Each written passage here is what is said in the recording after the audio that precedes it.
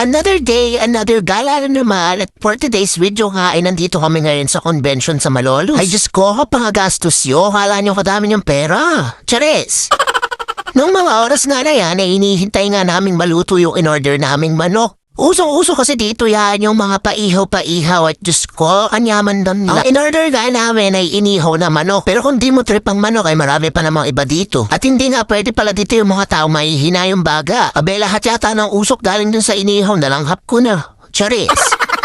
Medyo marami nga yung tao today, kaya naman medyo natagalan kaming maghintay dito sa nilulutong manok. Ang ganap nga namin today ay bibili muna kami ng mga pagkain, ite-take out namin, tapos doon namin kakainin. Kunwari magpipiknik kami doon sa tabi ng daan. Sayang naman kasi mga binili naming default na upuan at lamesa sa Shopee kung hindi naman magagamit. Charis!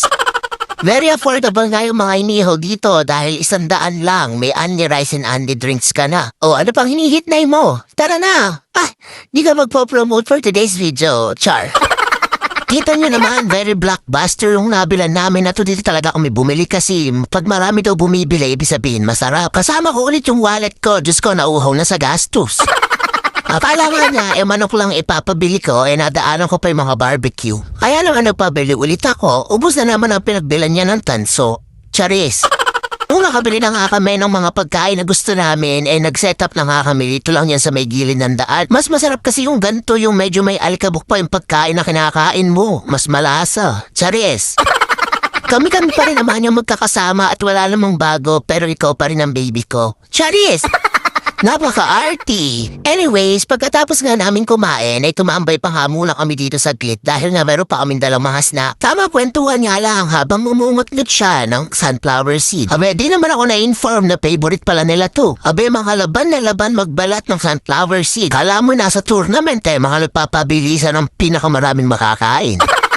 Game face na nga po ang ating mga kalahok. Abe, sabi ko nga, abe, hinay-hinay at namunguti na yung mga nguso nila. Charis! Kanya-kanya kang diskarte ng pagbabalat ng sunflower seed at yung kay Janda nga with feelings. Charis! At dahil kasama nga din pala namin itong bake na to, pinag-tiktok ko nga muna siya. Binibidyo ko nga, abe, humarang naman yung isang bulag na to.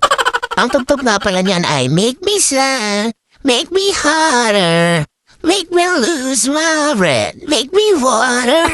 Alam ko, kabangga talaga ng bata na to. Napakaganda nga ng langit at ng panahon ngayon, kaya naman napakasarap tumambay dito. O ano ka, ang ganda ng setup namin. Really? Tara na kaya ulit. Serious? At dahil medyo late na nga din at medyo mahamog at may kasama pa nga kaming bata, nag-aya na nga din kaming umuwi at nililigpit na nga niya yung mga sopuan na dala namin. Sila Kim at si Dave may nakamotor at mauna na nga sila. At kami naman dito nag-aayos na nga din. Nung naayos na nga at nalagay na nga lahat ng upuan sa likod, pinasakay na nga din namin itong nagkukulit na bata na to. Binuksan na nga yung pinto sa likod at umakyat na nga siyang mag-isa. At just ko madali niya, may silatya po. Uwi na kami guys, next time ulit. Yun lang, tapos na. O Bes, follow mo na tong page ko. Go!